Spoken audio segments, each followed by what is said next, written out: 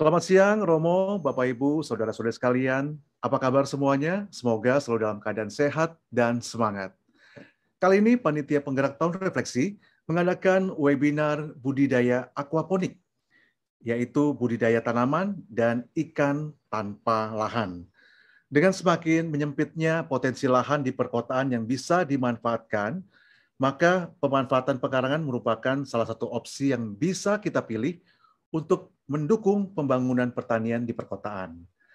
Nah, pemanfaatan perkarangan kemudian sangat erat kaitannya dengan usaha mencapai ketahanan pangan masyarakat yang dimulai dari skala yang paling kecil, yaitu skala rumah tangga. Salah satu caranya yang bisa kita gunakan adalah dengan pemanfaatan pekarangan teknologi budidaya tanaman dengan metode aquaponik. Aquaponik merupakan sebuah alternatif menanam tanaman dan memelihara ikan dalam satu wadah. Pastinya menarik, ya. Nah, tentunya di tengah-tengah kita sudah hadir narasumber yang akan memberikan sharing-sharing ilmunya yang sudah berpengalaman di bidang ini. Bapak Sutarno, nanti akan saya perkenalkan. Sebelum kita mulai acara ini, marilah kita dengarkan lagu Tahun Refleksi.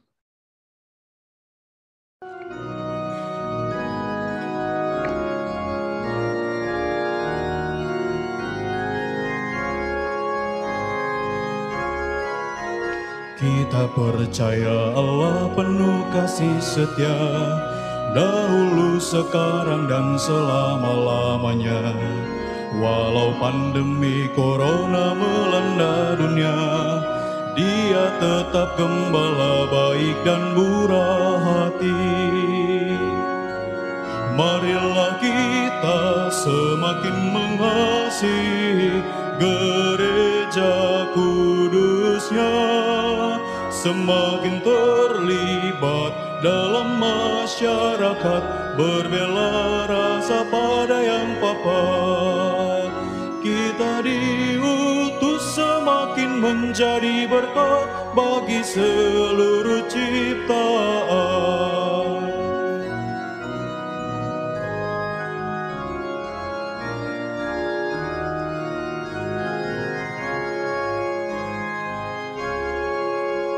Kita percaya Allah penuh kasih setia, dahulu, sekarang, dan selama-lamanya.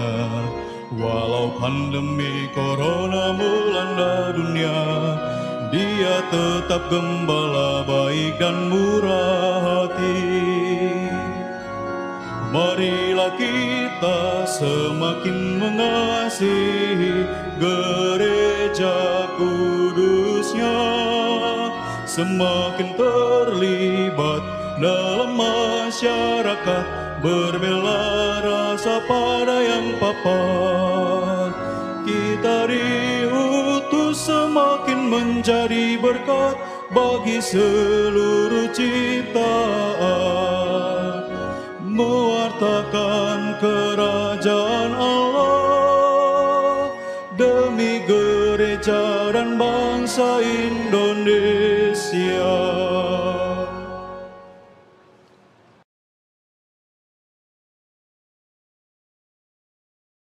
Terima kasih Pak Irwan dan juga Pak Sutarno sebagai narasumber, dan juga semua panitia tahun refleksi dan juga SPSE yang juga menyelenggarakan webinar pada siang hari ini. Seperti yang dikatakan oleh Pak Irwan tadi, tentu hal ini yang sangat bermanfaat yang bisa kita lakukan, terutama kita tinggal di perkotaan ini dengan menyempitnya lahan, ya, untuk melakukan sesuatu ya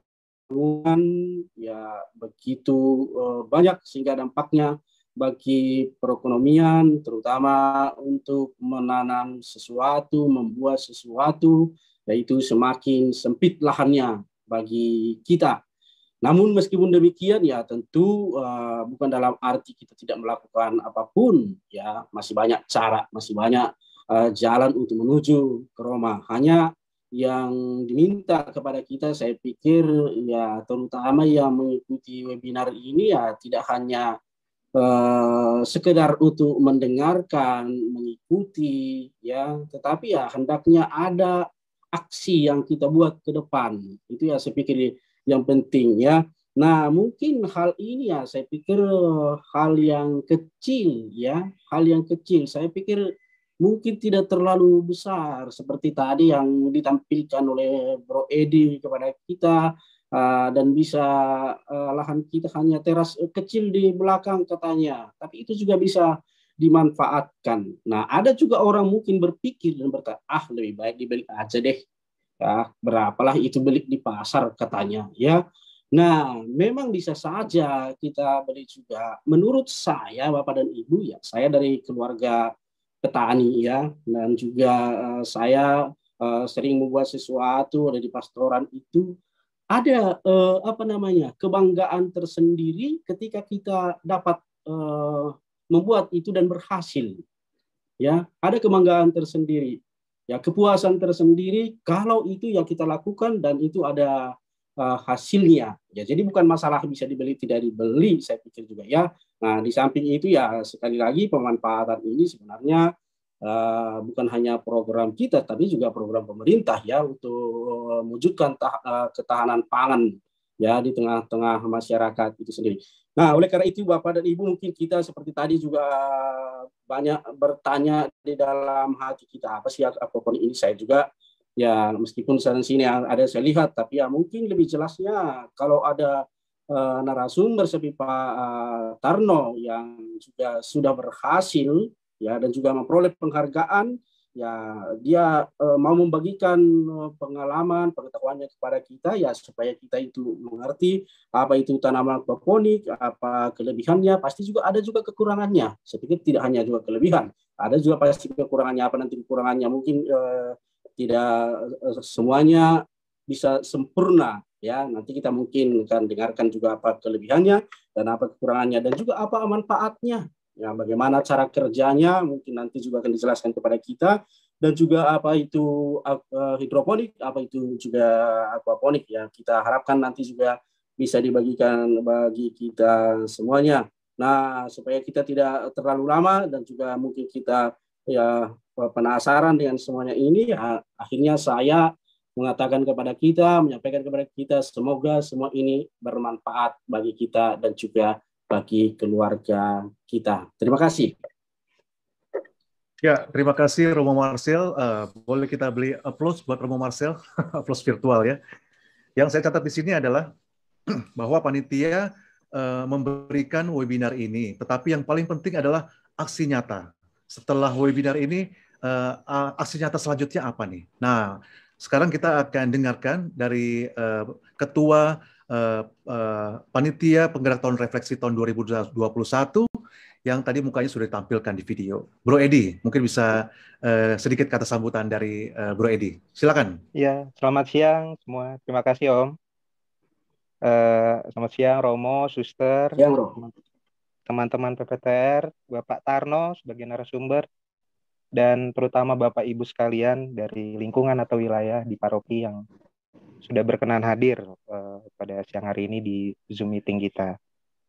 Ya, kita sangat bersyukur, puji Tuhan udah terselenggara webinar ini, webinar budidaya aquaponik ini. Semoga sih harapannya adalah sama apa yang dibilang Romo, apa yang dibilang Pak Irwan. Semoga kita bisa menjaga ketahanan pangan paling tidak di keluarga kita. Sebenarnya caranya sih banyak. Cuma memang fokus kita hari ini adalah aquaponik.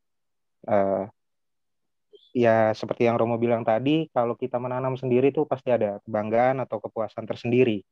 Jadi diharapkan dari Bapak Ibu sekalian yang hadir pada siang hari ini bisa menerapkan apa yang mungkin nanti akan dijelaskan oleh Pak Tarno, bisa diaplikasikan di masing-masing keluarganya atau di komunitasnya.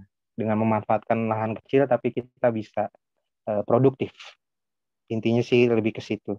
Dan harapannya ya dari kami sebagai panitia penggerak tahun refleksi ya pastinya juga mengikuti arahan dari KJ ya kita coba untuk mengadakan kegiatan-kegiatan yang memang tujuannya adalah untuk memberikan perubahan yang diperlukan di dalam gereja dan terutama di sini di webinar ini ya nggak hanya terbuka untuk umat kita aja tapi terbuka juga untuk semua kalangan bahkan dari warga non Katolik pun kita juga coba untuk mengundang di acara ini. Semoga banyak berkat, banyak nilai positif, nilai manfaat dengan kita bisa lebih mencintai dan memelihara lingkungan di sekitar kita. Ya, salah satunya melalui budidaya ini dan tujuan akhirnya semakin mengasihi, semakin terlibat dan semakin menjadi berkat memang terwujud di kehidupan kita melalui kegiatan mencintai lingkungan ini.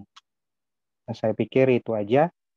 Semoga acara kita lancar hari ini dan kedepannya bisa menjadi perintis-perintis di keluarganya dan komunitasnya. Terima kasih. Saya kembalikan Om Irwan. Baik, terima kasih Bro Edi. Ternyata banyak Bapak Ibu yang sudah tidak sabar lagi ya, semakin penasaran bagaimana acara ini nanti bisa dinikmati. Tapi sebelumnya saya akan memperkenalkan dulu sedikit CV dari narasumber kita. Saya akan sedikit membacakan kurikulum dari narasumber kita. Bapak RB Sutarno, ya, nama lengkapnya adalah Robertus Bellarminus Sutarno, lahir pada tanggal 16 Desember 62, kemudian sudah menikah tentunya, ya, beragama Katolik, tinggalnya di daerah Bentengan, Sunterjaya, ya. Kemudian next slide-nya. Nah, telepon nggak usah saya sebutkan di sini segala macam, dan punya komunitas yaitu Utama Komposter, ya.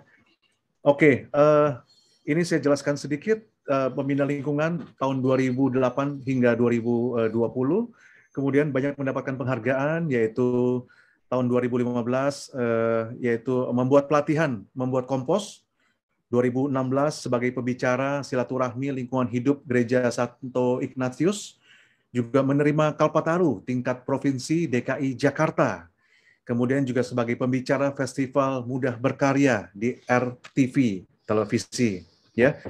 Pelatihan Sociopreneurship Training di Astra Honda Motor, Astra Honda, di tahun 2016 juga sebagai pembicara Festival Kelut Bromo Pangrango, kemudian pelatihan observasi dan wawancara mahasiswa Unika Atmajaya, dan di tahun 2016 juga memberikan pelatihan pengolahan kompos di Gereja Santa Teresia, ya. 2017 memberikan materi composting SMP Tarakanita 4 sebagai narasumber teknik pembuatan komposter di Yayasan Santo Yakobus. Kemudian di tahun 2018 sebagai narasumber pengelolaan sampah SDN Peruk 4, ya. Kemudian narasumber juga program Lions Peduli Sampah di Tangerang, pembicara diskusi ekologis Sekolah Tinggi Filsafat, juga sebagai narasumber webinar Kampung Iklim Kementerian Lingkungan Hidup, dan menerima Kalpataru tingkat nasional 2020. Baik, Bapak Ibu, nggak lama-lama lagi lah. Kita sambut Bapak RB Sutarno. Silakan Pak Tarno.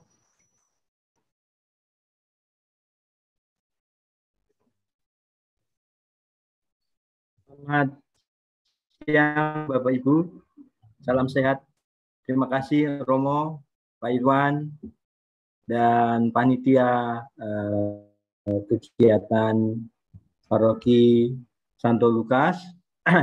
Terima kasih atas kesempatannya. Saya juga pulang kandang ini.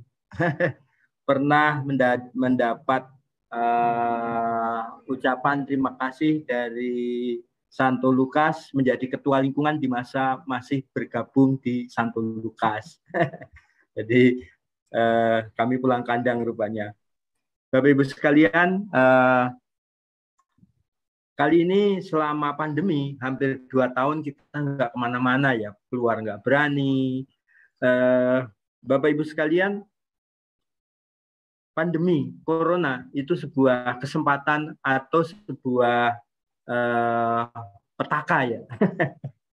Tapi kami merasakan bahwa ternyata corona itu merupakan satu bukti bahwa Yesus tetap mencintai, karena kami lihat selama 2 tahun pandemi corona ini, Provinsi DKI Jakarta mempunyai 147 kampung percontohan sebagai kampung bersih, hijau, berketahanan pangan. Juga yang tidak kalah penting, Jakarta Utara itu menjadi kota madya terbanyak kampung proklamnya se-DKI. Nah, kemudian kali ini kami juga mengikuti lomba rooftop se-Provinsi DKI Jakarta. Jadi ternyata selama corona ini justru banyak kesempatan yang bertumbuh, banyak orang yang justru malah terangkat, ya. Kemudian kalau 2 tahun ini, kalau Bapak Ibu perhatikan, di Jakarta ini banyak sekali timbul rooftop, rumah-rumah hijau dengan aneka pendekatan aquaponik, bioponik, vertikultur, luar biasa, sehingga ternyata berkat dari corona ini banyak orang tersadar selama di rumah melakukan banyak hal. Nah, kemudian meskipun banyak juga yang selama pandemi ini mendapatkan bantuan seperti UKM mendapatkan bantuan modal, seperti terdampak corona mendapatkan bantuan sembako. Nah, kemudian pegawai juga mendapatkan bantuan dari pemerintah, semua dapat bantuan. Nah, yang terpikir bagi kami adalah mungkin enggak masyarakat terdampak ini selama pandemi justru berbalik berbagi. Menguatkan diri untuk berbagi. Seperti kami lakukan sepanjang gang di tempat kami tanaman, kami beri tanaman sehingga masyarakat yang perlu sayur tinggal petik di sepanjang jalan. Kemudian di rooftop kami buat berbagai macam sayuran, itu kita bagi kepada masyarakat. Nah, ini juga di Janus Bosco sudah berjalan dua periode ini aquaponik. Jadi di rumah subjek bantu mendapatkan bantuan kolam. Kalau biasanya kan memberikan air dan kailnya. Nah, kalau Pak Anies memberikan kolam dan ikannya. Nah, ini kita lakukan dengan aquaponik 2 tahap. Tahap pertama kita dampingi, tahap kedua tetap didampingi. Nah, tahap ketiga mereka mandiri untuk menggunakan aquaponik ini sebagai sebuah kesempatan, sebagai sebuah bisa menjadi usaha mikro, ya, bisa menjadi usaha mikro. Syukur nanti dari bidang usaha Santo Lukas itu didampingi menuju ke usaha mikro subjek bantu dengan di kerjasama dengan kelurahan dan kecamatan, izin usaha mikronya keluar, syukur nanti diusahakan NIB-nya juga keluar. Nah, ini nanti akan umat kita mendapatkan berbagai bantuan dari pihak-pihak tertentu, baik secara teknis, permodalan, ataupun pendampingan sampai kepada pemasaran. Itu aja. Aquaponik ternyata memang salah satu, tapi banyak hal yang bisa dibuat. Nah, aquaponik itu adalah sebenarnya bisa pendekatannya nanti bioponik, aquaponik bisa pendekatannya adalah hidroponik. Nah, apa sih tujuannya, Bapak Ibu sekalian? Mungkin kita mulai, Bapak Ibu. Tujuan dari budidaya aquaponik. Mungkin slide-nya. Ya. Nah, Bapak Ibu sekalian, ini saya kira sangat-sangat sejalan dengan gereja kita, yaitu pemberdayaan masyarakat. Nah, Bapak Ibu sekalian, kalau masyarakat ini diberdayakan, nah sekali ini dengan melalui aquaponik. Tapi setelah masyarakat itu berdaya, memiliki potensi dan kemampuan, nanti akan bertumbuh menjadi berbagai macam bentuk pendekatan-pendekatan yang lebih kreatif. Nah, sementara ini mungkin ada masyarakat yang merasa sulit dan mendapatkan bantuan, mencari bantuan, tetapi dengan pemberdayaan ini adalah memanusiakan masyarakat, mengembangkan potensi yang ada, itu tujuannya. Jadi biar memiliki satu kekuatan. Yang kedua adalah ketahanan pangan keluarga. Kalau Bapak Uskup Jakarta mengatakan bahwa tanggung jawab ketersediaan pangan, pengadaan, serta penyajian adalah tanggung jawab dari keluarga. Nah, oleh karena itu sangat-sangat baik apabila rumah kita, rumah setiap orang bisa menjadi sumber pangan. Mungkin menanam kangkung, mungkin piara lele, piara ikan nila, dan sejenisnya. Sehingga ketika memerlukan pangan, kita tinggal mungkin di halaman rumah, mungkin di gang rumah, di RT RW gangnya. Kalau nggak punya lahan, gangnya dihijaukan. Atau mungkin di tembok rumahnya. Nah, ini menjadikan ketahanan pangan keluarga. Syukur setelah berketahanan, nanti mampu berbagi. Itu yang kita harapkan. Nah, Bapak-Ibu sekalian, berikutnya adalah penghijauan lingkungan pekarangan. Nah, selama ini DKI Jakarta, Bapak-Ibu perlu diketahui bahwa dari 2.742 RW se-DKI, itu sudah ada 147 RW percontohan. RW ini sudah bersih, sampah terkelola, hijau, karena setiap RT memiliki gang hijau, gang selfie. Nah, gang hijau ini dimulai dari rumah-rumah di sepanjang gang dihijaukan.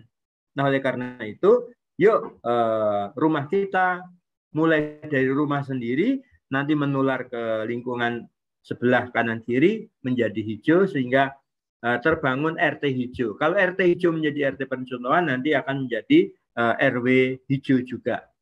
Nah, inilah penghijauan itu bukan dimulai dari seminar hari ini, tapi penghijauan itu setelah hari ini mendapatkan informasi, lalu terjadi pertobatan ekologi.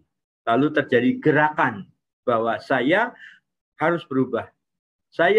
Rumah saya minimal 5 pohon yang harus saya tanam dan bisa dikonsumsi. Ya. Nah, ini tujuannya bahwa aquaponik ini nanti akan berkembang menjadi sebuah gerakan, ya, sebuah gerakan menuju kepada ketahanan pangan.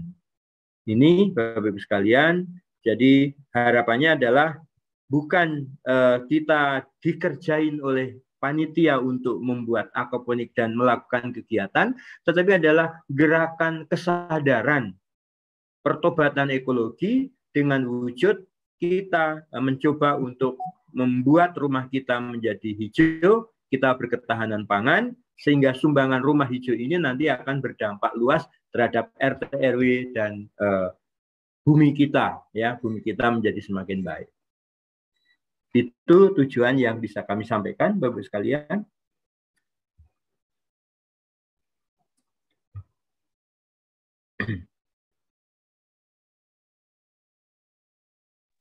Mungkin ada tanya jawab tentang tujuan ini, Bapak? Sudah jelas tujuannya ya? Ya, Bapak Ibu kalau misalnya ada pertanyaan bisa langsung atau bisa juga tulis di kolom chat ya. Nanti sambil Pak Tarno memberikan materinya bisa sambil ditanyakan juga nggak apa-apa. Ya. Oke, mungkin bisa dilanjut saja Pak Tarno. Baik, Bapak Ibu sekalian. Ya.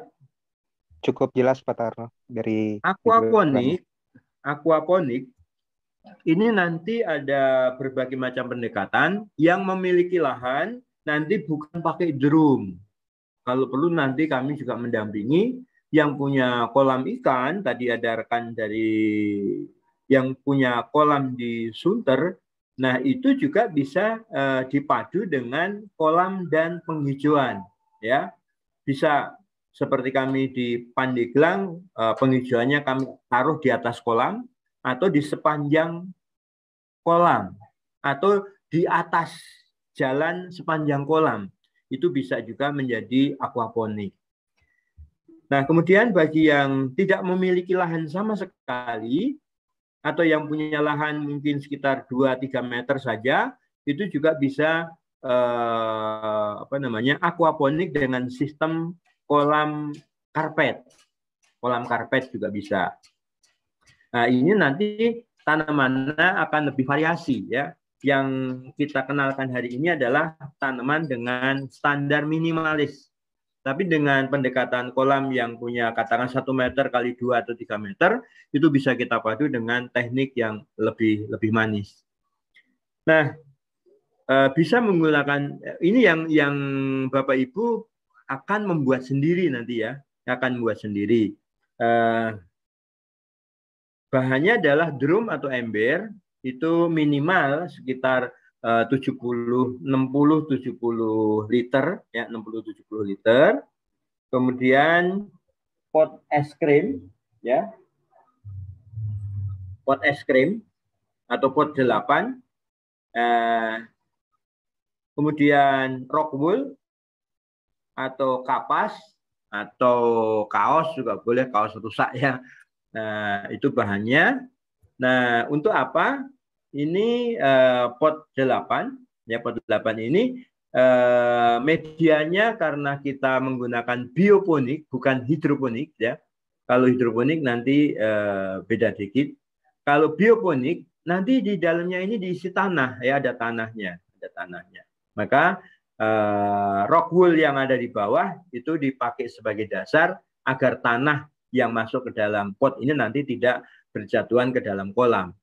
Nah, media tanam ini kita bisa menggunakan kalau bioponik tanah karena sifatnya organik. Ya, menggunakan tanah, media tanam. Kemudian untuk pemula kita kenalkan dulu dengan kangkung ya. Mengapa kangkung? Karena kangkung itu tanamannya mudah, sederhana, dan sekali tanam bisa panen 4-6 kali.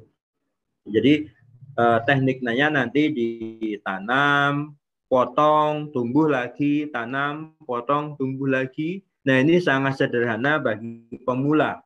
Kalau bukan pemula, nanti bisa variasi tanamannya dengan teknik penanaman yang lain lagi. Kemudian pupuk cair. Nah, pupuk cair ini bisa dibuat fermentasi dari sampah. Nah, Bapak Ibu sekalian, ini pupuk cair ini dari sampah, fermentasi sampah.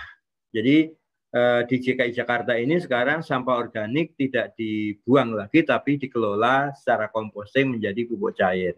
Nah, ini ketika masuk di dalam pot kecil, nanti tidak akan mengganggu kehidupan dari lelenya karena sifatnya organik.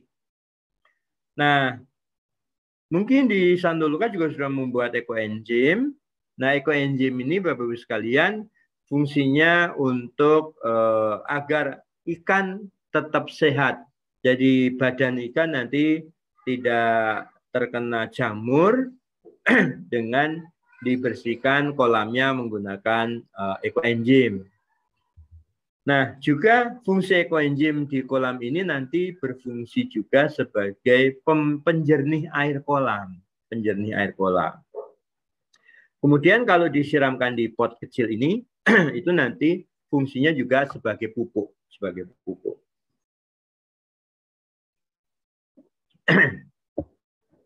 Nah, Bapak sekalian, kemudian daerah Sunter Podomoro itu adalah yang bisa digunakan adalah air tanah, tapi nanti air tanah ini kita tidak tahu apakah layak atau tawar atau payo. untuk sunter itu. Nah, ketika nanti airnya payo dan kita dapat ikan lele dari air payo, itu nanti daya tahan ikannya lebih baik. Hanya kadang-kala nanti kalau air tanahnya ini payo, kita dapat bibit ikan sekitar dari Sukabumi, dia air tawar. Nah, ini perlu adaptasi. Jadi kadang tingkat kematiannya agak tinggi ya, tingkat kematiannya. Nah, kalau airnya menggunakan air pam, kami harapkan sebelum dipakai diendapkan dulu semalam agar kandungan kaporiknya itu turun ya, kadar kaporiknya turun. Atau Bapak Ibu sekalian kalau tidur pasti pakai AC ya. Nah, air AC ini biasanya dibuang apa ditampung nih?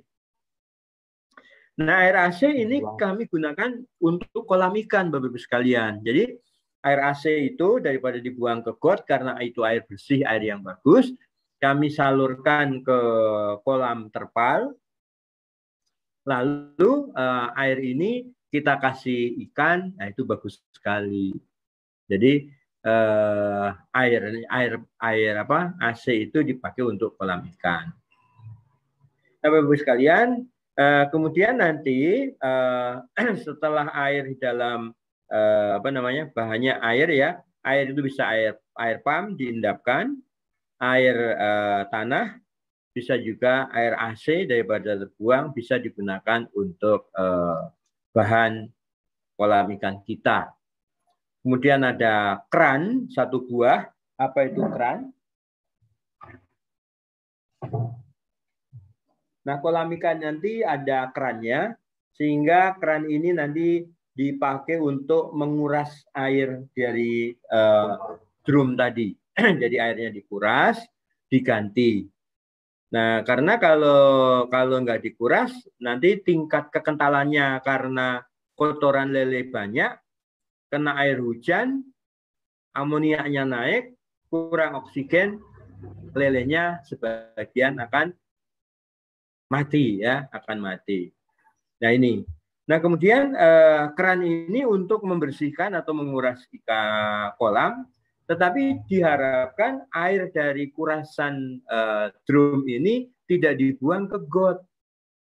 Airnya ini nanti Bapak Ibu tampung dipakai untuk menyiram pohon. Maka tadi saya katakan setiap rumah setelah memelihara ikan dalam drum wajib menanam pohon. Karena air dari kurasan ikan lele itu dipakai untuk siram tanaman karena dia memiliki kadar pupuk yang cukup tinggi. Nah, ini jadi berkelanjutan ya, berkelanjutan. Nah, kemudian bahannya ikan lele. Nah, ikan lele ini nanti bisa diadakan bersama-sama dengan panitia, bisa juga perorangan ya. Tapi kalau mau murah nanti bersama-sama panitia, lalu difokuskan di tempat penampungan sementara dengan peserta yang piara nanti mengambil ke tempat penampungan. Itu akan lebih mudah dan murah, lebih murah seperti itu. Nah, ini bahan-bahan apabila akan membuat sendiri. Tetapi bisa juga jika repot nanti bisa disediakan drum kolamnya ya. Nah, ini kolamnya sudah komplit. Ada potnya sudah dilubangi, ada tempat kerannya ya, tinggal pakai saja untuk kolam ikan.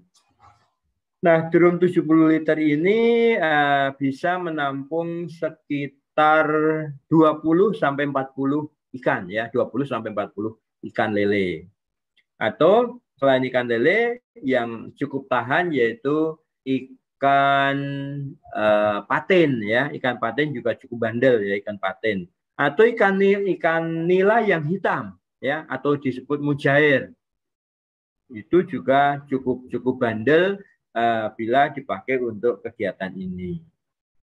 Nah, ini bahan-bahan yang perlu disediakan kalau memelihara ikan dengan cara yang sederhana tanpa lahan sama sekali, ya.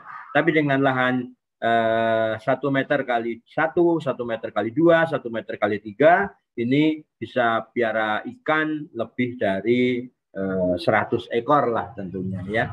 Jadi kalau memang ini nanti sudah berjalan baik, ya syukur bisa menjadi tadi, berharap menjadi usaha mikro yang bisa berkembang. Ya, usaha mikro itu pendapatan dalam 1 tahun mencapai 1 miliar, itu mikro. Tapi kalau sudah di atas 1 miliar dalam 1 tahun, nanti sudah menjadi UKM, ya, menjadi UKM. Nah, kalau ini bisa dicapai setiap subjek bantu pendapatannya setahun 1, nah tentunya gereja memiliki potensi untuk mengembangkan pemberdayaan masyarakat lebih jauh. Itu dulu, Bapak Ibu, untuk bahannya. Iya, Pak Tarno. Tadi Bapak Ibu sedikit keterangan dari Pak Tarno, bahan-bahan yang sudah diungkapkan, ya. Itu adalah versi untuk yang sederhana yang bisa kita buat di rumah, ya. Pak Tarno, ada sedikit pertanyaan nih dari Bro Edi. Apa benar air untuk isi drum atau kolam perlu diendapkan terlebih dahulu? Kalau iya, berapa lama? Mungkin maksudnya air pump ini ya, Pak Tarno, ya. Silakan dijawab, Pak Tarno. Untuk air pump memang harus diendapkan minimal 24 jam air pump. Nah, kalau ingin mengisi ikan lele atau ikan ke dalam drum, ya, ke dalam drum, ini memang harus diendapkan paling tidak 3 hari, ya. Kenapa? Karena bau atau aroma dari drum itu, plastiknya itu nanti masih berdampak terhadap ikan sendiri. Nah, setelah direndam selama 3 hari minimal, airnya diganti baru, nah kemudian ikan baru masuk.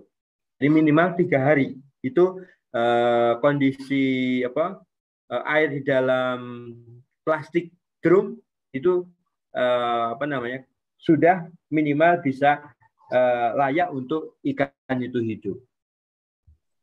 Oke, jadi maksudnya air yang di dalam drum itu kita keluarkan semuanya, diganti air yang baru, atau untuk pengendapannya aja, Pak Tarno? Ya, jadi kalau dikeluarkan semua juga boleh, minimal setinggi keran yang ada. Jadi dibuang setinggi keran yang ada, Pak. Itu jadi diisi penuh, nanti 3 hari kerannya dibuka sampai tidak netes, baru diganti air, ditambahkan air baru, nah baru ikan nanti masuk. Gitu. Oh begitu ya. Sama juga itu kalau menggunakan terpal. Dengan terpal pun juga harus direndam selama 3 hari agar kadar aroma dari terpal sendiri hilang, baru ikan masuk. Terpal, ember, drum wajib direndam minimal 3 hari. Gitu, Pak. Oke. Jadi untuk menghilangkan bau dari plastiknya itu ya, Pak Tarno ya? Siap. Oke. Ada pertanyaan lagi nih Pak Tarno dari Pak Tommy. pH air untuk ikan lele yang ideal itu berapa, Pak? Sebenarnya kami nggak pernah mengukur untuk itu, ya, nggak pernah mengukur. Kita hanya sifatnya tradisional. Jadi hanya yang kita perhatikan hanya tingkat kesehatan lele, tingkat kegesitan lele, kemudian tingkat kekentalan air. Bila mana kekentalan air dari kotoran ikan itu sudah terlalu kental, kami ganti air. Hanya kita belum sampai ke pH-nya, tapi memang ada ukuran tertentu. Cuman kami kan sifatnya perpaduan dengan tanaman, sehingga hanya secara tradisional saja. Itu. Iya. Jadi kalau dilihat lelenya masih kesit, airnya tidak keruh, nah itu berarti air itu masih bisa digunakan ya. Ya. Oke, oke. Mungkin ada pertanyaan, Bapak Ibu, apa kita lanjutkan lagi nih? Kalau tidak ada, bisa kita lanjutkan lagi, Pak Tarno. Ya. Nah, Bapak Ibu sekalian, untuk bor pembuatannya memang agak unik ya. Jadi ada 4 mata bor. Mata bor itu ukurannya seperti apa? Nah, ini fungsinya hanya untuk memberikan lubang ini Bapak Ibu sekalian. Ada setengah in ya, kemudian ada untuk pot 8 ya, 8 inci ya. Ini digunakan mata bor ya, mata bor. Ini tetapi kalau nanti akan produksi memang menguntungkan, tapi kalau nanti bersama komunitas Sunter ini mungkin bisa alat bor ini satu pasang saja, lalu setiap warga membuat di lokasi pembuatan. Artinya mungkin dari pengurus menyediakan bor ini, bagi Bapak Ibu yang ingin membuat bisa datang membawa lalu membuatnya. Karena kalau pengadaan sendiri memang cukup mahal juga, bornya satu sekitar 500, mata bor satu komplit itu mungkin mencapai 204 mata bor itu ya. Jadi hampir 700 gitu. Tetapi kalau ini dipakai oleh komunitas, nanti setiap umat yang ingin membuat bisa datang lalu memodifikasi dengan contoh yang mungkin sudah ada di Sunter ya, teknik pelubangannya. Nah, lubang yang cukup lebar ini untuk pot, lubang yang kecil-kecil ini untuk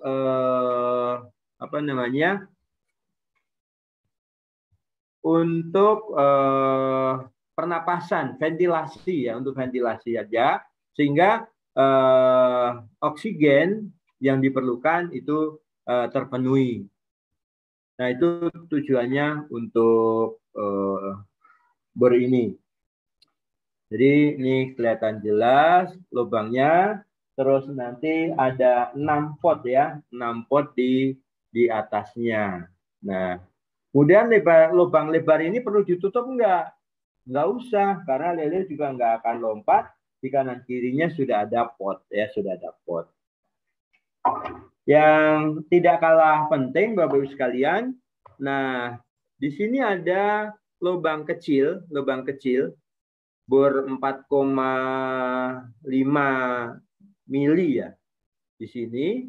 Nah, ini ada muter diberikan 6 lubang. Tujuannya adalah ketika nanti kolam ini taruh di teras, kena air hujan, maka air itu nanti akan keluar tidak sampai meluap ke atas sehingga lele punya kesempatan untuk melompat. Itu tujuannya. Nah, kemudian kemarin juga ada pertanyaan, ikan saya kena air hujan mati. Bapak Ibu sekalian, ada kadangkala memang air hujan pertama, udara kita, langit kita ini ternyata juga tidak bersih.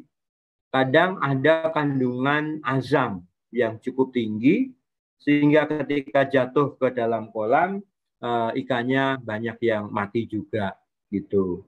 Jadi memang ada kalanya seperti itu. Air hujan pertama, kedua, kadang tingkat polusinya masih cukup tinggi dan itu akan berdampak kepada ikan yang ada di dalam kolam kita. Nah, kalau kolamnya pakai terpal, tentu nggak perlu pakai bor, Bapak sekalian. Jadi yang tadi alatnya menggunakan bor itu kalau menggunakan aquaponik ember atau drum ya. Ini kalau ini menggunakan bor. Tapi kalau nanti kolamnya terpal karena di halaman atau kolamnya di tanah bebas, ya tentu alat-alat itu tidak diperlukan. Seperti itu. Begitu, Bapak?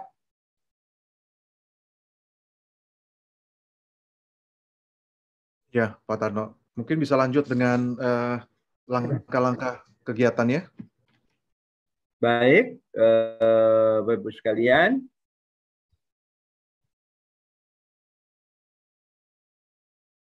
Tadi sudah disinggung di awal.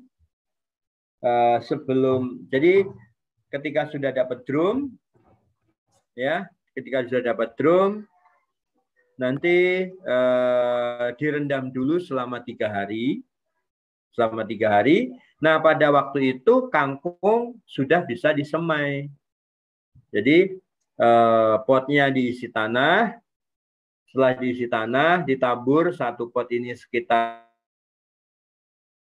6-10 biji kangkung, ya, lalu diletakkan di posisi lubang tadi. Tapi dengan catatan harus diperhatikan bahwa di alas pot itu nanti harus ada rock wool atau kapas untuk menahan tanah agar tidak turun, ya. Yang kedua, tidak semua akar nanti bisa nongol di bawah sehingga kondisi kangkung tetap sehat. Nah, setelah 3 hari direndam, ganti air, ya, ganti air. Nah, setelah diganti air, ini Bapak Ibu sudah siap untuk memasukkan ikan. Hanya dengan catatan ikan yang dibawa jangan terlalu lama, ya, harus segera masuk ke dalam kolam ini. Nah, kemudian kangkungnya 6-8 biji setiap pot. Kemudian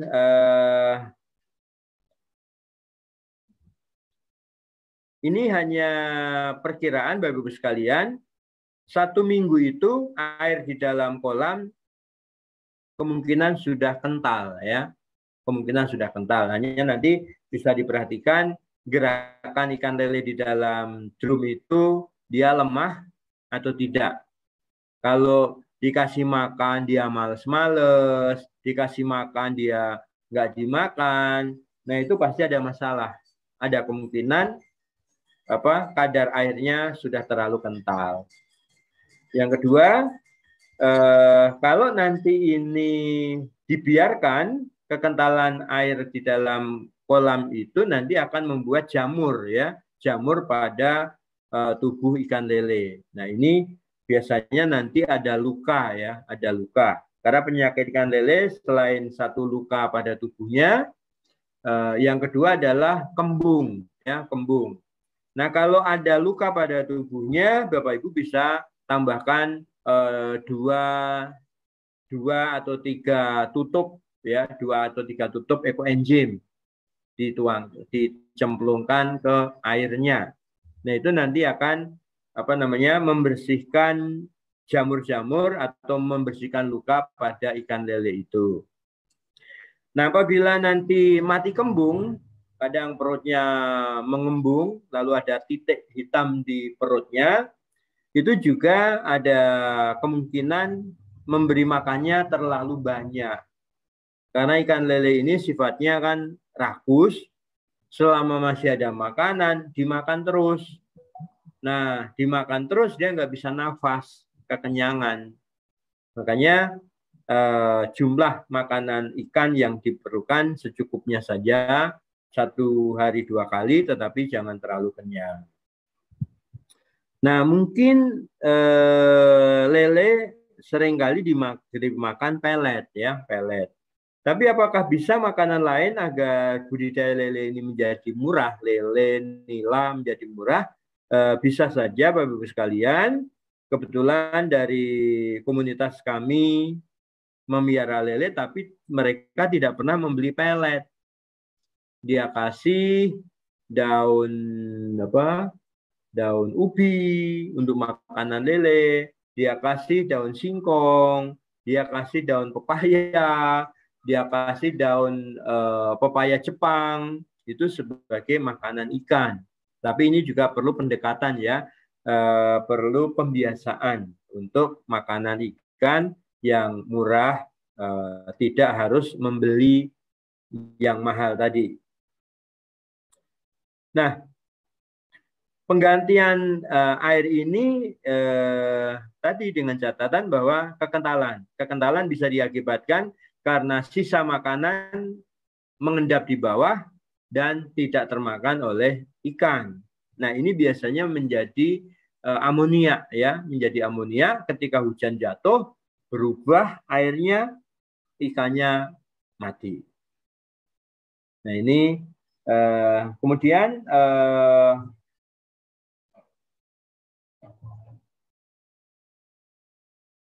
diperhatikan juga tanamannya, selain ikannya diperhatikan tanamannya juga. Pot ini bisa dipupuk dengan ekoenzim atau bisa dipupuk dengan air sampah. Ya, dengan ekoenzim boleh. Ya, perbandingannya 1:25 ya, 1:25 bisa disiramkan ke pot-pot yang ada. Nah, kalau nanti kangkungnya sudah tinggi kira-kira 60 cm, pasti kebutuhan airnya sangat cepat. Oleh karena itu juga perlu diperhatikan air di dalam kolam, bila airnya surut, nah segera diisi.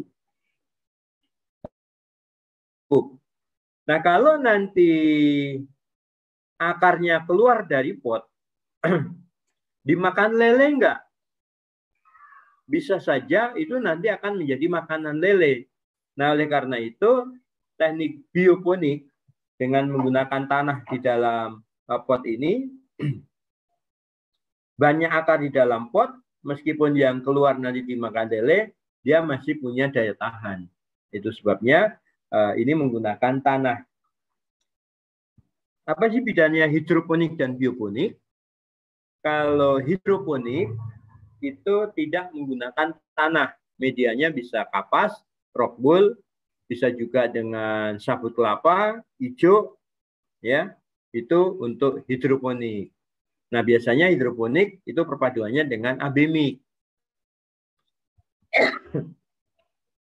Sehingga kolam hidroponik, kolamnya hidroponik, tetapi tidak pakai tanah. Nah,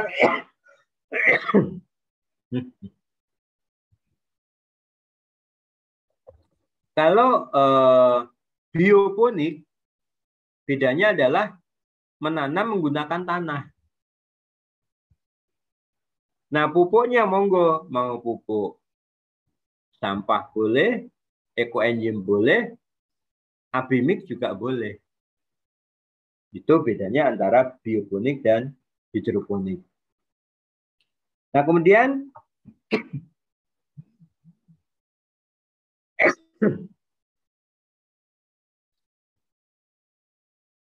21 hari sekali panen kangkung ya. 21 hari panen kangkung.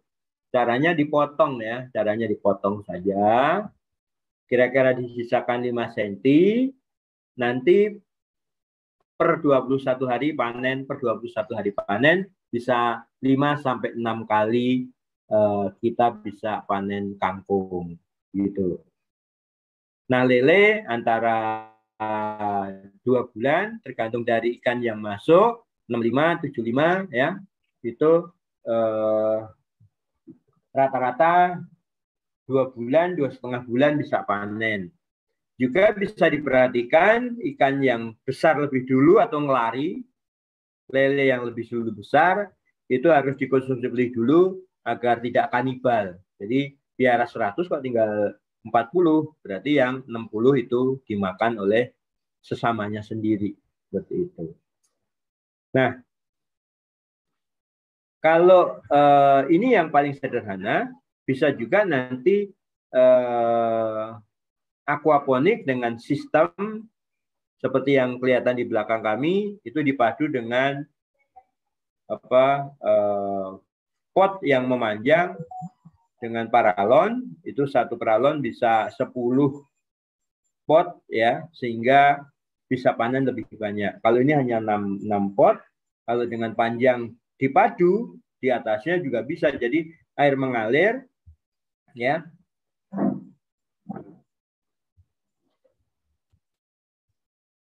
Air mengalir jatuh ke dalam sini, nanti akan mengalir dan kembali jatuh ke dalam kolam tadi juga bisa.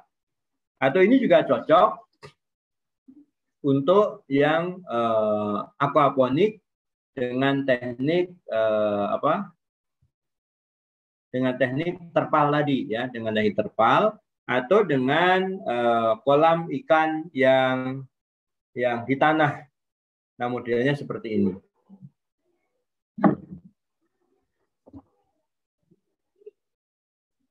Nah, kemudian ada juga yang sistemnya manual, dipadu dengan tabu lampot. Dipadu dengan tabu lampot. Nah, tekniknya adalah memanfaatkan air ikan yang buangan tadi untuk menyiram tabu lampot.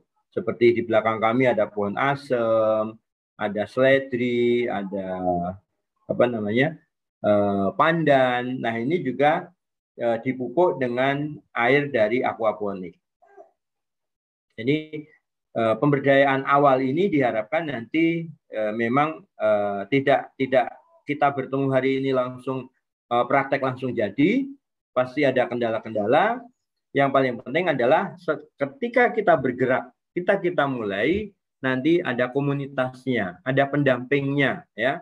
Ada pendampingnya. Jadi ketika ada masalah-masalah yang dihadapi, terkuatkan ya. Pengalaman di tempat kami, ada yang sekali piara langsung jadi, ada yang 3 kali piara mati melulu ya. Itu juga tergantung dari hati. Artinya sebenarnya keikhlasan di dalam melakukan gerakan menanam di rumah itu sebenarnya ada yang terdorong karena merasa disuruh, tetapi ada yang merasa tergerak lalu melakukan satu upaya untuk gerakan pemberdayaan diri sendiri. Nah, keikhlasan ini nanti akan bisa terdampak, bisa terbaca dari rekan-rekan yang melakukan gerakan dan dari keluhannya. Dari keluhannya kita akan melihat bahwa oh ini termotivasi, oh ini merasa terpaksa, oh ini memang perlu menjadi subjek bantu, katakan permanen seperti itu. Jadi subjek bantu itu ada yang memang permanen, tetapi subjek bantu yang sifatnya usia produktif dengan pemberdayaan seperti ini nanti diharapkan akan bergerak menuju kepada pemberdayaan dan syukur masuk kepada usaha mikro.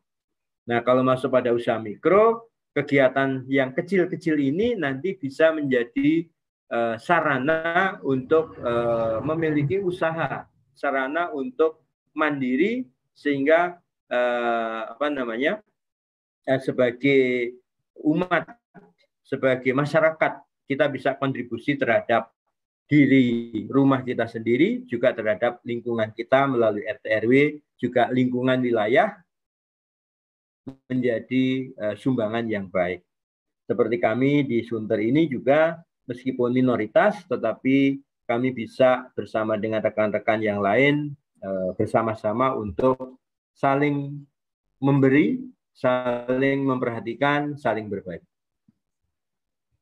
Sementara itu kiranya Bapak-Ibu sekalian bisa kami sampaikan.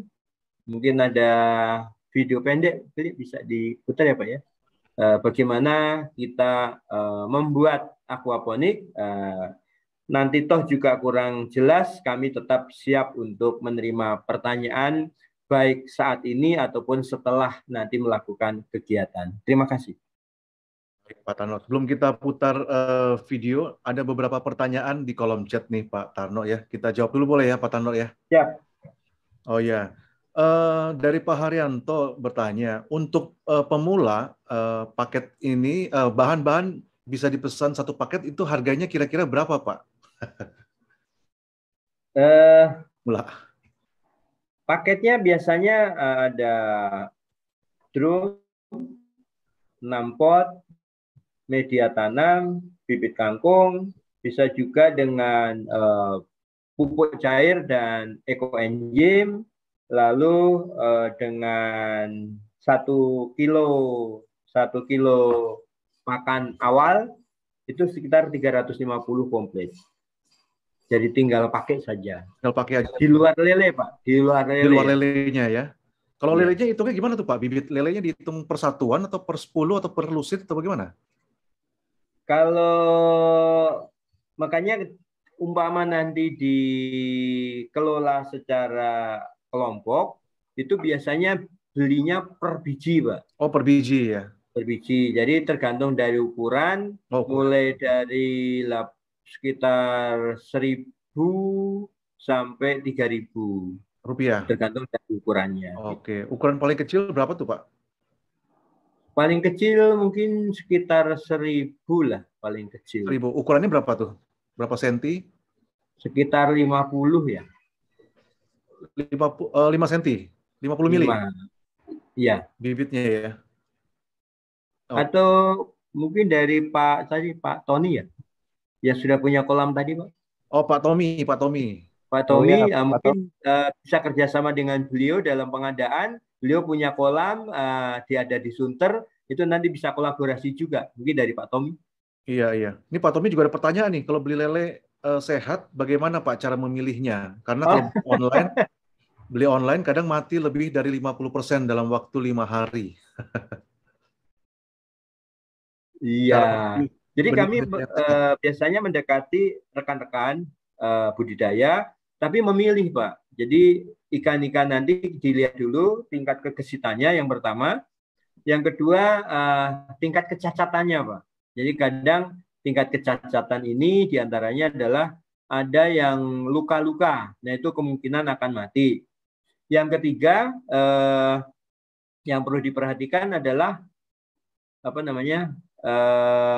mungkin bisa ditanyakan asal lelenya. Nah, kalau nanti atau antisipasinya sebelum kolam ditaburi lele, ditaburi benih, taburin dulu garam krosok, Pak. Garam kasar ya, Pak ya? Garam kasar ya, garam kasar. Itu harapannya ketika ikan lele nanti masuk, jamurnya hilang.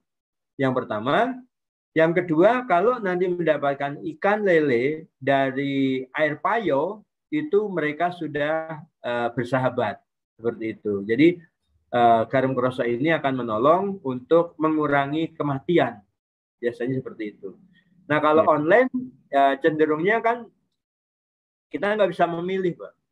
Kondisinya seperti apa. Jadi itu kelemahan membeli online. Gitu. Jadi atau nanti Bapak bisa mencari pusat-pusat ikan lele hanya dengan catatan tadi kegesitan dan kecacatan itu perlu diperhatikan. Lalu dari tempat pengambilan sampai ke rumah itu temponya kan biasanya bisa 12 jam. Tapi sebaiknya dengan membawa kantong plastik dengan berdesakan di dalam plastik itu juga akan menimbulkan cacat. Makanya jangan ditunggu lama, ambil dari tempat penjualan, bawa ke rumah, langsung dimasukkan di tempat yang lebih besar. Minimal itu akan mengurangi risiko kematian yang cukup besar. Gitu. Ya, baik Pak Tarno. Kemudian ada pertanyaan dari Bro Edi nih. Kalau ruangan atau teras kurang dapat sinar matahari, apa bisa? Bagaimana mengatasinya jika tidak dapat sinar matahari? Nah, untuk lele nggak apa-apa, Pak. Untuk lele nggak apa-apa. Yang pertama, memang tanamannya nggak akan subur. Makanya seperti mungkin kunjungan kemarin ke rumah, tempat yang tidak ada cahaya kami pakai untuk pelihara ikan. Tetapi tidak ada tanaman karena kemungkinan kecil tanaman untuk hidup. Maka tanamannya ada di atas kolam lele seperti itu. Iya, bisa ya, bisa diatur ya. Iya. Pak Tarno katakan bahwa selain lele ada patin, ada nila. Apakah ikan mas juga bisa nih? Nah, kalau ikan mas bisa, hanya ikan mas ini kan rawan ya, rawan. Apalagi ikan mas ini dengan air air diam, mereka nggak bisa, Pak. Nah, nanti kalau itu perlu aerator untuk ikan mas, tapi untuk tingkat keberhasilannya kecil untuk di daerah Sunter dan sekitarnya. Ya, ya. Baik. Ada pertanyaan lagi dari Pak Paulus nih. Nah, bagaimana cara membuat ekoenzim? Apa dibuat dari daun ketapang? Wah, ini mesti seminar khusus lagi nih ya, Pak ya. Baik, kalau Bapak Ibu juga piara ikan, mau membuat daun ketapang sebenarnya tidak harus difermentasi ekoenzim, Pak. Jadi lebih bagus 3 hari direndam tadi, Pak, itu dikasih daun ketapang. Daun ketapang itu memang antivirus. Kolam sebelum dicemplungi ikan, direndemin dulu daun ketapang. Atau daun ketapang direndam, airnya dimasukkan ke dalam kolam. Nah, ini nanti Pak Tommy tadi terjawab bahwa ikan yang luka itu nanti akan tersembuhkan dari daun ketapang. Karena daun ketapang fungsinya adalah antivirus. Gitu. Oke, baik, Pak Paulus terjawab ya. Ini dari Ibu apa Bapak nih, Nan Ais. Kalau ikan nila banyak ember yang biru, maksudnya tong yang itu kali ya. Tong yang biru itu benihnya berapa banyak, Pak?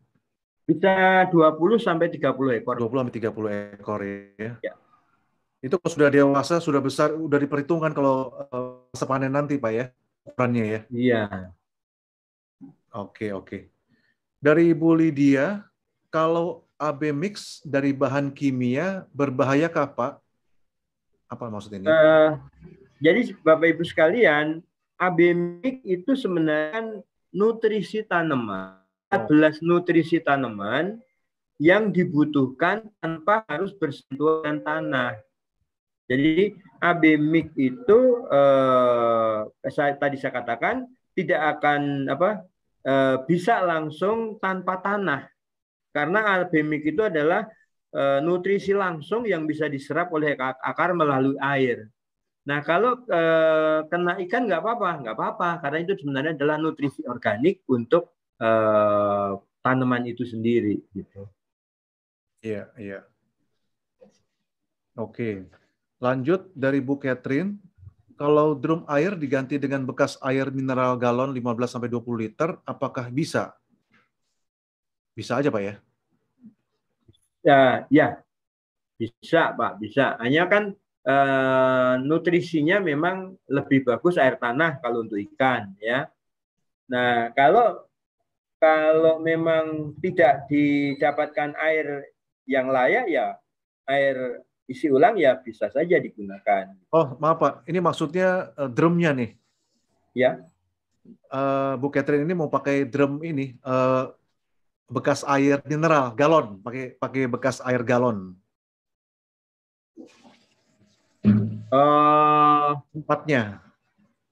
Tempatnya bisa, Pak, cuman tingkat kesulitannya lebih tinggi. Kecil. Karena kan dia hanya 19 liter, Pak. Iya. 19 liter. Kalau itu saya sarankan bisa dipakai untuk ternak jentik-jentik atau juga untuk ternak kutu air. Yang kecil. Karena ini potensi kutu air juga cukup mahal kalau kita pergi ke tukang akuarium, kutu air juga harganya cukup mahal, jentik-jentik juga cukup mahal. Iya. Jadi dengan ukuran yang lebih kecil. Iya. Oke. Apakah suhu air dalam drum berpengaruh terhadap pertumbuhan ikan? Melihat suhu yang panas akhir-akhir ini, apakah ada cara untuk mendinginkan air dalam drum? Apakah berpengaruh, Pak, suhu itu?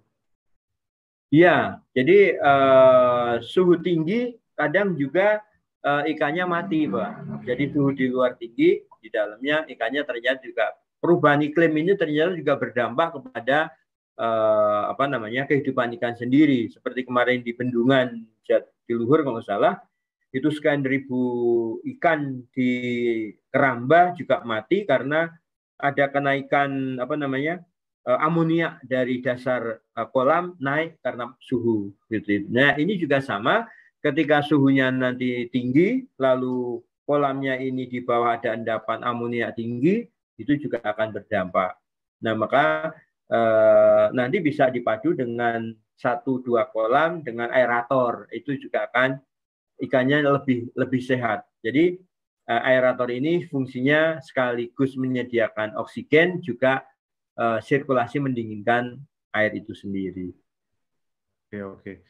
Nah, ini keterkaitan juga dengan pertanyaan Bu Fian tadi ini. Kalau pakai air sistem air dialirkan, dipompa ke pot-pot di pipa, apakah media air ikan akan bisa tahan lebih lama dibandingkan dengan sistem tidak dialirkan? Nah, tentu bisa ya. Tadi sudah dijawab ya Pak Karno ya. Nah, pengaliran ini nanti juga ada teknik Bapak, agar kualitas airnya tidak lebih bagus. Nah, ketika jatuhan air di tiap kolam, ini perlu ada penyaringan Bapak. Sehingga air yang jatuh ke kolam itu dipastikan air kembali jernih karena kotoran atau endapannya sudah tertinggal di tiap-tiap terminal jatuhnya air itu. Maka kualitas air akan menjadi semakin awet dan tidak ganti tiap saat. Gitu. Oke. Dari Bu Santi, dalam drum yang berlubang besar, apakah ikan terhindar dari predator kucing? Nah, ada kucing nggak nih Pak yang nanti kucing yang manen lagi nih? Kayaknya sulit untuk air nangkap di atas kolam ini Pak. Jadi sudah diberitakan ya, sulit. Belum pernah pengalaman ya, Pak Tarno ya? Belum. Kami nggak piara kucing, nggak piara anjing. Tapi untuk kecenderungan kucing naik lalu bisa menangkap itu kan di lubang meskipun besar, sebelum kaki masuk ikan sudah ke bawah. Iya, iya. Oke, dari Bu Catherine, dari informasi yang saya dapat, kotoran hewan tidak bisa langsung diserap nutrisinya oleh tanaman.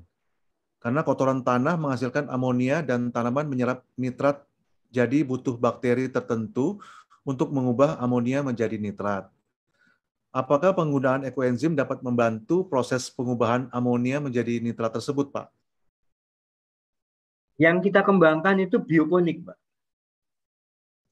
Jadi kalau untuk hidroponik itu memang agak sulit. Kalau tidak menggunakan tanah, tadi saya sarankan menggunakan abemik. Karena nutrisi ini, 14 nutrisi yang dibutuhkan bisa langsung diserap oleh akar. Nah, sedangkan yang kita kembangkan ini kan pakai pot. Di dalam pot ini ada tanah, Pak. Ada tanah. Nah, fungsi tanah ini adalah mengubah kotoran ikan tadi menjadi hara, menjadi nutrisi yang bisa diserap oleh tanaman yang di atasnya. Jadi langsung, ya? Medianya adalah tanah. Yang kedua, kita memang pakai bakteri, Pak Bu. Ini ada pupuk cair organik, ini adalah bakteri dari sampah. Juga ekoenzim, ini bakteri yang diharapkan memang berfungsi untuk itu. Oke, oke. Bu Catherine angkat tangan ya. Mau bertanya, silakan Bu Catherine.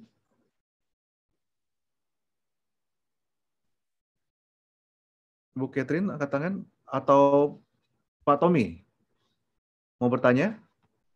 Pak Tommy, Pak. Pak Tommy, silakan Pak Tommy.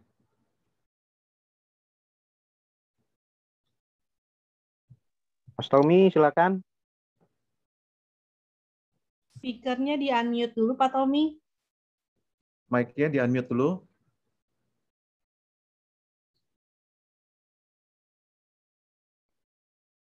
Mana tuh? Saya nggak kelihatan nih.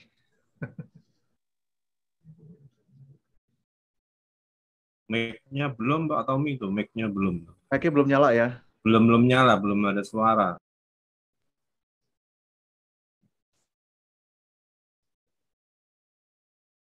Mana sih? Saya nggak kelihatan nih. Bisa dilanjut dulu, Om? Lanjut dulu ya. Iya. Pak Suryanto tuh nanya. Pak Ahoy. Tuh, udah. Pak, saya Catherine. Tadi mau meluruskan. Maaf. Tadi saya meluruskan, tadi saya ada salah ketik, bukan kotoran tanah maksud saya, tapi kotoran ikan. Yang tadi pertanyaan terakhir itu.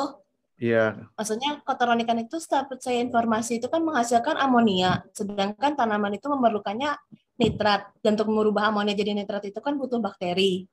Tadi udah dijawab sih, tetap aja pertanyaan udah dijawab. Makanya tadi saya turunin tangan. Tadi yang dari bakteri pupuk cair sampah sama pupuk cair ekoenzim itu. Dah, itu aja sih. Iya. Makasih, Catherine. Oke, lanjut. Bro Tommy. Saya mau nanya Pak, kalau misalnya digabung kangkung sama ikan tuh masukinnya bareng-bareng atau ikannya dulu atau kangkungnya dulu? Soalnya pengalaman saya Pak, pada saat bareng-bareng dia sudah tumbuh, akarnya ternyata dimakan ikan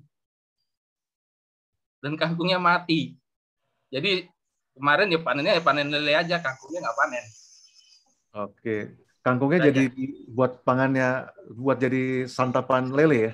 Iya, kangkungnya jadi dimakan sama lelenya. Akarnya jadi akarnya digigit dari bawah sama ikannya. Baik, nah itu lebih baiknya gimana? Apakah kangkungnya dulu sampai besar, baru ikannya masuk, atau sebaliknya? Oke, itu aja dulu. Pak Tarno? Iya, Pak Tarno jelas ya pertanyaannya dari Bro Tommy? Mana yang Pak Tommy pakai? Pot mana yang Pak Tommy pakai? Yang hitam. Iya. Nah, yang hitam ini adalah pendekatannya adalah hidroponik, Pak. Jadi akar yang ada di pot ini nanti akan habis dimakan oleh ikan. Nah, yang kita antisipasi adalah dengan pot es krim. Nah, pot es krim ini nanti diisi tanah, baru kangkungnya 6-10. Nah, sehingga akar itu nanti sudah akan ada penuh di pot ini. Ya. Ketika nanti di bawah keluar dimakan ikan, tetapi dia punya serabut yang ada di pot ini cukup banyak. Nah, ini makanya antisipasi bahwa teknik aquaponik, hidroponik itu memang cenderung akarnya akan habis. Nah, indikasinya berarti kalau kita tahu bahwa ikan itu doyan kangkung, berarti tidak harus membeli pelet, Pak. Nah, kangkung itu dikasihkan makanan lele pasti sama. Nah, ini makanya satu ilmu yang dari Pak Tommy bahwa ternyata lele doyan kangkung. Berarti kita nggak perlu beli pelet, makanannya diganti dengan tanaman saja. Pakai ini, Pak. Ini lebih aman. Terima kasih. Terima kasih. Oke. Terjawab ya, Bro Tommy ya. Pak Suryanto mau bertanya? Iya, sebenarnya tadi yang soal suhu, apakah drum ini lebih baik di dalam ruang kena matahari langsung atau kena mataharinya yang nggak boleh terlalu langsung gitu loh, jadi sejuk gitu loh. Baik Bapak, ini masalahnya kangkung memerlukan cahaya minimal 4 jam. Oleh karena itu memang teknik bertanam aquaponik ini memerlukan cahaya. Nah, perubahan suhu iklim itu memang kita nggak bisa hindari karena itu adalah peristiwa alam. Nah, sekalipun ditaruh di tempat teduh, suhu sekitar itu tetap akan tinggi. Seperti itu. Jadi, yang penting kita berani saja, karena perubahan suhu iklim itu nanti biasanya ada di pancaroba saja, Pak. Di September, Oktober, atau di Maret, April. Biasanya di situ perubahan suhu ekstrem yang berdampak kepada kehidupan ikan ini. Jadi tetap dipanas nggak apa-apa, Pak. Karena kangkungnya memerlukan panas atau terpadu. Nanti kolamnya di tempat adem, dialirkan menuju kangkung di tempat panas juga boleh. Tapi suhu luar itu tidak akan berubah, tetap akan berdampak kepada kolam ikan sekalipun itu di tempat yang teduh gitu. Oke. Terjawab ya Pak Suryanto? Oke. Makasih Pak. Makasih Pak Irwan. Ya, Pak Tarno ada ketinggalan tadi pertanyaan nih. Cara mengganti air apakah cukup dibuang sebagian sebatas keran dan diisi tambahan air baru? Cukup begitu aja, Pak? Siap. Hanya tadi disarankan airnya jangan dibuang, Pak, karena itu kandungan amoniaknya cukup baik jika disiramkan ke tanaman. Gitu. Tanaman pohon, ya? Ya, karena terus terang di Jakarta ini kan 600 mili air bersih, harganya kan minimal 4.000 kan. Itu. Nah, tapi ternyata air sampah satu botol 10.000 lebih mahal. Tapi ternyata air fermentasi ekoenzim 20.000 lebih mahal lagi. Jadi meski ini dengan demikian kita harapkan bahwa selain kita menghijaukan lingkungan, selain kita piara ikan, kita juga harus hemat air. Jangan sampai kalau di tempat kami Pak, air AC masuk ke kolam. Air kolam kita panen untuk menyiram pohon. Sehingga air ini berputar, kita dapat ikan, kita dapat tanaman, airnya tidak terbuang. Itu sirkulasi yang kami lakukan. Ya, jadi tidak ada sedikit pun bahan-bahan yang terbuang ya, Pak Tarno ya. Iya. Baik. Oke, sebelum kita ada pertanyaan lain lagi, mungkin boleh kita tayangkan video dari Pak Tarno. Ya, silakan, Cialin.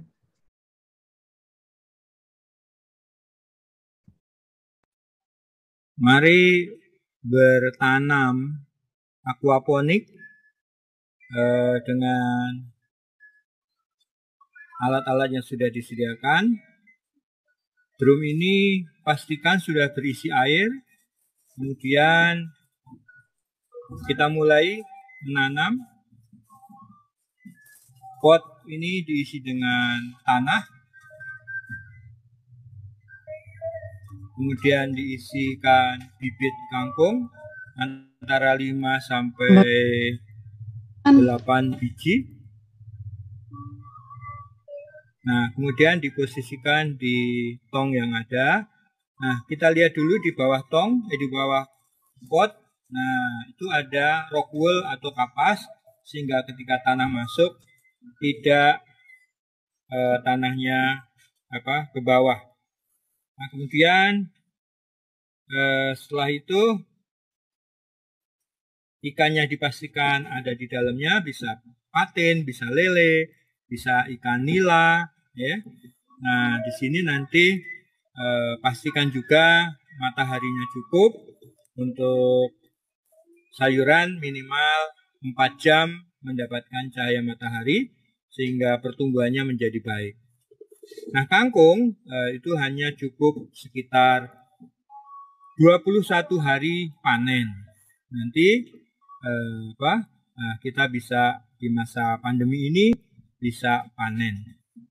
Nah, ini kangkungnya sudah panen ya, ditanam langsung jadi. Kita angkat akarnya sampai di bawah, itu terendam air di dalam tong tersebut. Nah, kemudian ini sudah siap panen dengan cara dipotong saja ya, jangan dicabut, dipotong sehingga bisa panen 4 sampai 5 kali. Selamat mencoba untuk mengisi kegiatan di masa pandemi. Nah, Bapak Ibu, setelah melihat videonya semakin jelas ya bagaimana Bapak Ibu untuk menjalankan budidaya aquaponik ini. Oke, masih ada beberapa pertanyaan Pak Tarno, kita jawab sebentar ya Pak Tarno ya. Siap.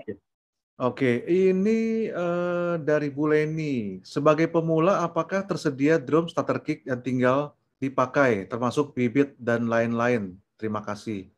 Nah, nanti ini bisa ditanyakan ke masing-masing ketua lingkungan atau ketua wilayah ya, yang mungkin ingin mengadakan program program Celengan Yesus Tunawismanya ini ke warga ataupun umat sekitar wilayah ataupun lingkungannya. Ya, nanti dari panitia akan membantu menyediakan starter kit-nya. Begitu ya. Begitu ya Bro Edi ya? Siap. Betul. Takut salah ngomong nih. Cuma, dan kalau misalnya memang ada peserta yang mungkin dari wilayah atau maksudnya dari warga ya yang mengikuti Zoom kali ini, misalkan memang butuh, nanti kita sounding aja sih ke ketua wilayahnya atau ketua lingkungan terdekat dengan warga yang hadir saat ini. Jadi kita juga membantu warga bukan hanya Katolik tapi non Katolik di sini gitu. Ini intinya kan memang komunitas. Jadi komunitas selain keluarga ya komunitas masyarakat kita. Jadi bersama baik warga Katolik maupun non Katolik gitu. Baik, terima kasih infonya. Pertanyaan sudah tidak ada lagi, Pak Tarno. Masih ada lagi teman-teman? Oh iya nih, ada pertanyaan terakhir nih ya, sebelum kita tutup dari Bu Santi. Pak Tarno, kalau mau kuras air drum, setelah diisi air baru apakah harus diendapkan lagi 3 hari lagi? Setelah dikuras, apakah harus diendapkan lagi 3 hari? Setelah direndam 3 hari, ganti air, masuk lele, nggak apa-apa.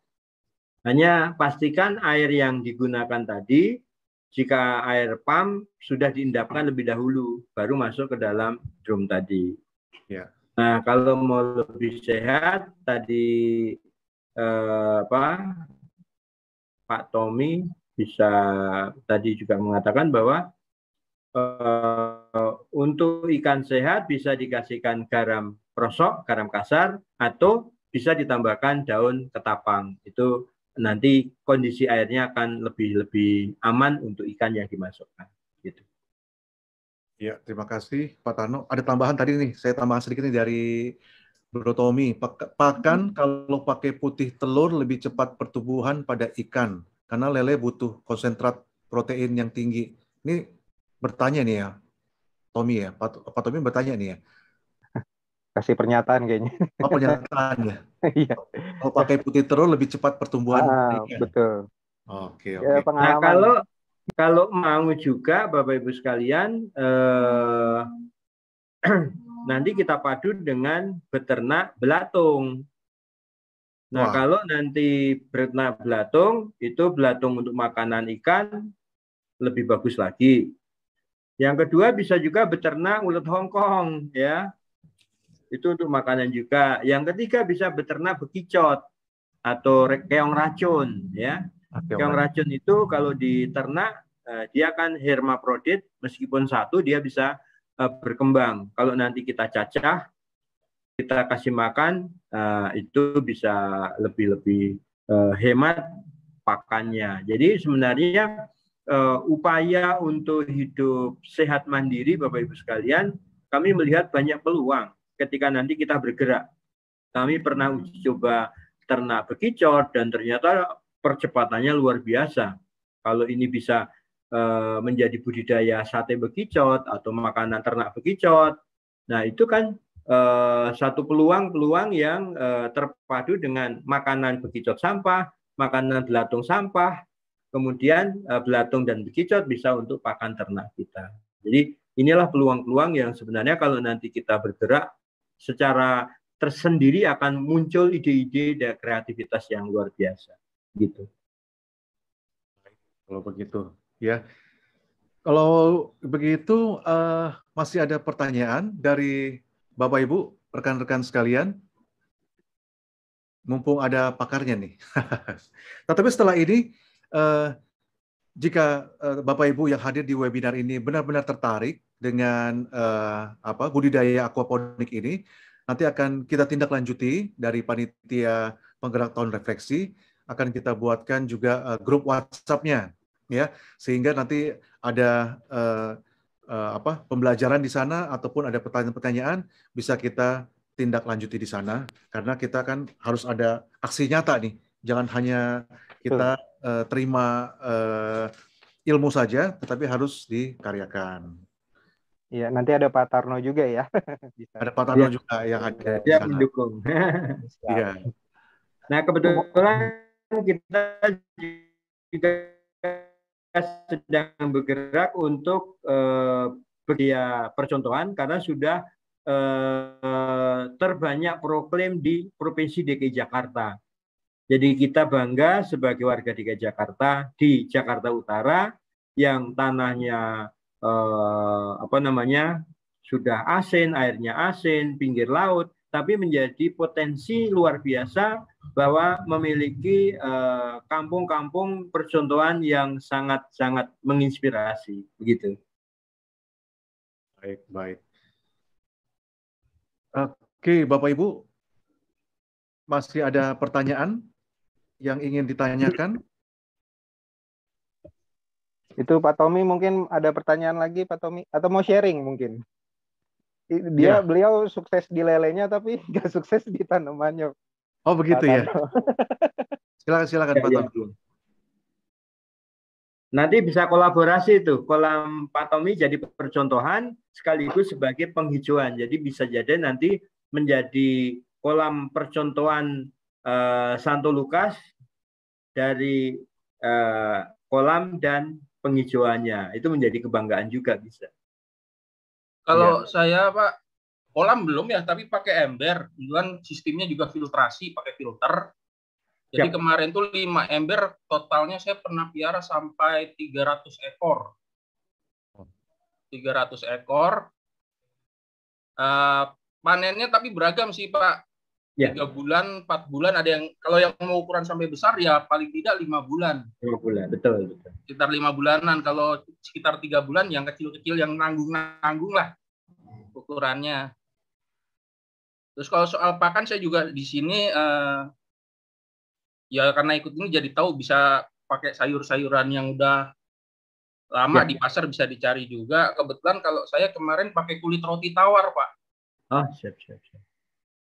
Jadi kulit roti tawar campurannya ya peletnya sesekali karena udah nggak kuat. Kemarin seminggu aja terakhir yang angkatan terakhir ini seminggu habis 150.000 untuk pelet. Itu untuk sekitar hanya mungkin 120-110 ekor lele.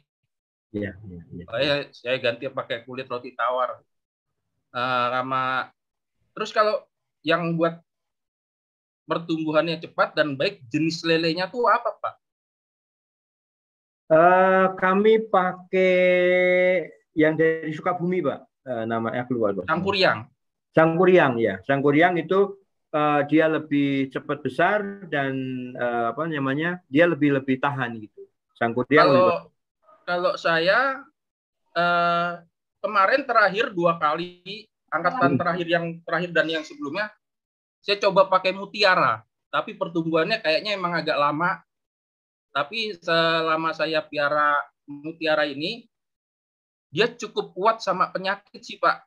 Kembung sembuh, jamur moncong putih itu Aeromonas juga sembuh.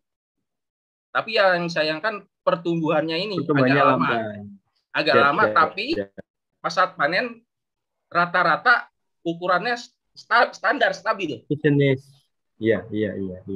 Gitu. Jadi ini ada pengalaman. Jadi ternyata di Santo Lukas juga sudah ada pembudidaya ember. Itu nanti bisa kolaborasi berbagi tentang jenis apa yang bisa lebih baik. Kalau toh memang sangkuriang nanti ada kelemahan di penyakit, mungkin nanti bisa dikondisikan dengan tadi perpaduan antara daun ketepeng dengan ekoenzim. Itu siapa tahu nanti menjadikan hama atau penyakit dari ikan ini bisa teratasi. Untuk air sih itu Pak di Sunter, kalau curah hujannya tinggi, baik. Tapi mungkin suhunya jadi agak dingin. Betul. Jadi ya mungkin tingkat lele stresnya tuh jadi ada. Karena kan biasa kalau pada saat siang suhunya agak hangat, kalau malamnya hujan, kita langsung ganti air, biasa ikan stres karena perbedaan suhu. Jadi kalau mau ganti air biasanya saya jam 3 sore. Siap. Gitu. Sama itu Pak, kadang saya nggak terlalu lihat lele saya itu aktif gitu loh di malam hari. Kenapa ya? Padahal dikasih makan sih mau, dia juga tetap makan biasa, cuman nggak seberingas kayak di tempat pada saat pengambilan benih gitu Pak. Itu kenapa Pak ya? Mungkin nutrisinya Pak. Kalau dia tidak semangat makan, ada indikasi dia stres. Nah, stres itu bisa diakibatkan mungkin amoniaknya terlalu tinggi di dasar kolam. Yang kedua, bisa juga karena suhu tadi. Ya. Ternyata di tempat kita juga ada di juragan lele nih ya. Saya baru mulai tahun 2019 akhir ini, 2019 ya. Ya. Boleh udah ngicipin tuh, Melda tuh udah ngicipin tuh. Nah. Iya, saya sudah nyicipi, saya diem-diem aja, nggak ngomong. Nah, Bapak Ibu di paroki kita juga sudah uji coba nih aquaponik ini, Bu Emilda yang mengerjakannya nih. Mungkin bisa ditampilkan fotonya ya, Ciarlin ya. Nah, Imelda ada pengalaman apa nih dengan ini nih, budidaya aquaponik di paroki kita? Kemarin lelenya sempat mati gara-gara hujan, nah itu aja sih. Sempat mati ya? Mati berapa tuh? Kurang lebih 10-an lah ada. 10-an ya? Ya. Nah, itu gara-gara kenapa tuh Pak Tarno? Mungkin gara-gara stres juga? Air hujan awal Pak. Jadi awal, ya. Tingkat udara kita di Jakarta ini kan kalau diteliti sebenarnya kan tingkat asamnya tinggi. Nah pada hujan pertama jatuh ke kolam itu dampaknya memang cukup seperti itu diantaranya. Nah asam masuk, amonia naik, nggak kuat lelenya Pak. Itu jadi harus dikuras dulu Pak, ganti air atau gimana? Ya sebenarnya nanti untuk pengalaman ketika hujan pertama masuk ke kolam model lele ini, model kolam ini sebaiknya ditambahkan air yang bukan air hujan, artinya atau dilindungi ketika akan hujan dari tetesan air hujan masuk ke dalam kolam untuk hujan pertama kedua lah katakan. Kalau untuk hujan berikutnya sih sebenarnya biasanya airnya sudah lebih baik sih. Karena tempat kami itu juga kan yang kolam nila kemarin kan juga di alam terbuka juga aman. Memang kami pakai aerator ya, sehingga memang kondisinya lebih tahan. Oke, baik. Oke, ini kesempatan terakhir nih ya, Bu Catherine ya, angkat tangan mau bertanya? Saya tulis di chat juga sih. Kalau tadi saya dapat ide, kalau misalnya ikannya diganti dengan udang air tawar, apakah bisa? Diganti udang air tawar, Pak Tarno. Nah, karakter udang ini kan air mengalir, Bu. Kalau memang mau dikondisikan udang air tawar, Ibu perlu ada sirkulasi air mengalir. Artinya aeratornya harus ada. Karena dengan air diam kemungkinannya dia nggak tahan untuk udang itu. Berarti kalau misalnya saya bikin bentuknya bak agak besar, terus dikasih aerator, terus dikasih untuk ternak udang dan atasnya untuk sayuran seperti yang tadi pakai cup itu, berarti bisa dong ya Pak? Bisa. Karena aerator juga bisa menggantikan jadi air mengalir kan? Dengan bak besar nanti ada modifikasi, nanti dimodifikasi. Mungkin tidak harus pakai tutup seperti yang ini dengan teknik lain. Oke Pak. Makasih Pak infonya. Siap. Pak, nyambung tadi yang Catherine bilang, berarti kalau misalnya kolamnya besar, cup itu bisa diganti dengan ember yang lebih besar Pak? Atau enggak seukuran gayung atau gimana Pak? Untuk media tanamnya, untuk model ini juga bisa, Pak. Oke. Model ini juga bisa, nanti ada di posisi di atas bak. Bisa disusun, sehingga nanti airnya jatuhnya atas, tengah, bawah, baru ke kolam lagi. Jadi modifikasinya nanti tergantung dari apa yang kita ingin buat, atau bisa saja nanti air yang di atas atau apa namanya menggunakan yang paling besar digunakan sebagai dasar kolam. Kemudian nanti membuat drum kecil-kecil di atasnya mengalir dengan teknik air mengalir seperti yang mungkin Bapak kemarin ke rumah saya enggak ya? Iya, iya betul loh, Pak. Nah, yang kayak tinggi kolam itu ya, yang seperti berurut kemarin kan ada betul. satu aerator untuk 4 kolam. Nah, itu model itu udang bisa, Pak. Jadi di bawahnya udang gitu ya, Pak. Iya. Tapi itu juga media ember ya, Pak? Hanya ember semua kan ember, ya? hanya yang ember terakhir juga. itu kan saya pakai yang terpal. Oh ya, di terpal yang patin lele itu terpal, baru naik ke drum gede, itu drum, terus ke bawah yang lebih kecil. Siap, Pak Tarno. Siap. Oke, Om Irwan. Oke, baik. Terima kasih. Nggak terasa sudah hampir mau 2 jam pertemuan kita siang hari ini. Nah, untuk sebagai penutup nih, mungkin Pak Tarno ada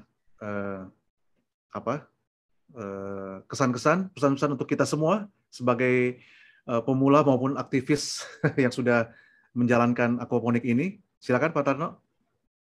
Ya, Bapak Ibu sekalian, kami kebetulan pulang kandang ke Santo Lukas. Meski kami sekarang rumahnya di Don Bosco, dan kami sangat terinspirasi dengan semangat para romo kita, romo-romo di Santo Lukas dan di Yohanes Bosco ternyata memiliki hal yang sangat-sangat luar biasa, yaitu senang bertanam dan piara ikan. Nah, kemudian kami juga sering mengintip surat gembala Bapak Uskup bahwa penyediaan bahan pangan sehat itu dari mulai pengadaan, menyajikan, itu adalah tanggung jawab dari keluarga. Nah, sangat baik bila sedikit pun lahan yang kita miliki bisa dimanfaatkan sebagai wujud pertobatan ekologi kita dengan memperbaiki semangat untuk cinta bumi dengan menghijaukan rumah sebagai sumber pangan keluarga kita masing-masing. Itu saja, terima kasih. Baik, terima kasih Pak Tarno. Mungkin Bro Edi ada pesan terakhir. Pesan terakhir. Atau penutup? Kata aja ya, saya sih terima kasih untuk Pak Tarno. Sudah banyak membantu kami melalui ilmu atau edukasinya. Dari yang di kita nih Pak, ada yang sukses di hidroponiknya, di tanamannya, tapi ada yang kurang sukses di, jadi timpang tindih sih. Ada yang lelenya oke, tapi ada yang tanamannya oke, tapi lelenya enggak. Nah itu mungkin dengan adanya aquaponik ini, jadi kita tahu sebenarnya kan kita punya satu media yang digunakan untuk dua budidaya gitu loh, untuk tanamannya sendiri sama ikan, entah jenis ikannya ataupun jenis hewan lain yang di air itu bisa disesuaikan. Seperti Pak Tarno bilang bisa, tadi Catherine bilang tanya udang bisa, ternyata udang bisa. Hanya memang airnya mengalir ya, itu aja gitu. Ya semoga bisa bermanfaat apa yang sudah kita bahas hari ini, apa yang diedukasi atau diberikan pengetahuan dari Bapak Tarno. Ya selanjutnya nanti kita akan coba untuk tindak lanjuti, kita coba buat grup buat grup lingkungan hidup lah ya untuk di gerejanya kita gitu ya, terutama memang membahas aquaponik dulu sih, aquaponik bagaimana bisa diterapkan di rumah gitu, baik personil, perorangan ataupun mungkin grup ataupun mungkin komunitas, misalkan di lingkungan gitu mau punya satu proyek percontohan itu boleh banget. Dan yang tadi saya bilang nggak harus umat Katolik, tapi bisa non-Katolik. Jadi kalau misalnya kita bisa invite atau mengundang teman-teman dari komunitas RT atau Karang Taruna mungkin untuk sama-sama budidaya ini bisa dijalankan. Kita bisa bantu dari starter kit-nya dengan, kalau di Katolik ya kita ada Celengan Yesus Tunawisma itu kita bisa gunakan untuk kegiatan ini, karena sebenarnya nggak terlalu mahal dan bisa menggunakan barang-barang yang sudah ada sebenarnya kan gitu. Barang bekas ataupun seperti ekoenzim juga kita bisa buat sendiri. Cuma mungkin karena di sini ada pakarnya, nanti di dalam grup yang nanti akan kita buat juga semua bisa konsultasi gitu. Bagaimana soal ekoenzimnya, bagaimana soal teknisnya ya. Nanti ada Pak Tarno juga di situ. Sekali lagi terima kasih Pak Tarno, terima kasih teman-teman dari panitia PPTR. Kita berharap bisa berkelanjutan gitu loh. Dan menjaga ketahanan pangan itu ya nggak cuma buat diri kita sendiri, tapi juga bisa bermanfaat buat orang lain. Terutama mungkin orang-orang terdekat, tetangga, ataupun ya tadi warga di sekitar komunitas tadi. Saya rasa itu aja, Om Irwan. Oke. Semoga bisa terus untuk aquaponik ini. Iya, terima kasih Bro Edi. Nah, Bapak Ibu, teman-teman sekalian, sebelum kita bubar nih, nggak afdol nih kalau kita belum foto ya. Teman-teman, Bapak Ibu boleh dibuka videonya, kita foto bersama sebagai ya kenang-kenangan lah. Buat teman-teman, Bapak Ibu yang tertarik dengan budidaya aquaponik ini, silakan dapat menghubungi panitia penggerak tahun refleksi ya. Bapak Ibu tentu tahulah bisa nyarinya kemana, bisa hubungin ke ketua lingkungan ataupun ke korwilnya masing-masing ya. Oke, sebelum kita doa penutup dan berkat dari Romo Marcel yang masih hadir di tengah-tengah kita juga, boleh silakan dinyalakan videonya Bapak Ibu, kita foto bersama. Nanti Bu Erlin akan bantu foto. Ya. Ayo, siang Bapak Ibu Romo, kita mulai ya. 1, 2, 3. Nah, halaman berikutnya. 1, 2, 3. Oke, terima kasih ya. Thanks, Sherin. Oke, terima kasih Bu Erlin. Dengan demikian berakhir sudah webinar kita pada siang hari ini. Semoga pasti bermanfaat ilmu-ilmu yang kita dapat dari Pak Tarno yang sudah mau memberikan waktunya untuk kita semua. Terima kasih banyak Pak Tarno atas waktunya dan juga pengalamannya. Boleh kita beri tepuk tangan buat Pak Tarno ya. Semoga kalau kita undang kembali lagi, Pak Tarno berkenan hadir bersama kita. Ya. Oke, kalau begitu kita akhiri saja pertemuan kita siang hari ini. Doa penutup akan dibawakan oleh Pak Anto dan nanti berkat oleh Romo Marcel. Romo, Bapak Ibu sekalian, mari kita akhiri webinar pada siang hari ini dengan berdoa. Marilah kita berdoa bersama dalam nama Bapa dan Putra dan Roh Kudus. Amin.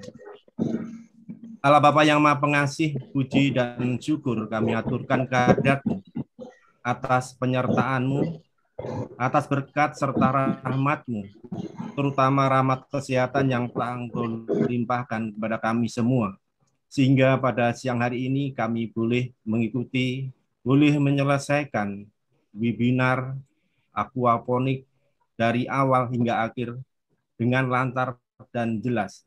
Kami bersyukur pada siang hari ini internet mendukung sekali, tidak ada gangguan. Dengan narasumber kami, Bapak Sutarno. Banyak hal dan banyak ilmu pengetahuan yang kami dapatkan dari narasumber kami, khususnya cara untuk budidaya aquaponik. Semoga apa yang kami dapatkan semua ini berguna untuk pengembangan, pemeliharaan, cara-cara berbudidaya aquaponik di lingkungan kami, wilayah kami, bahkan di tingkat paroki.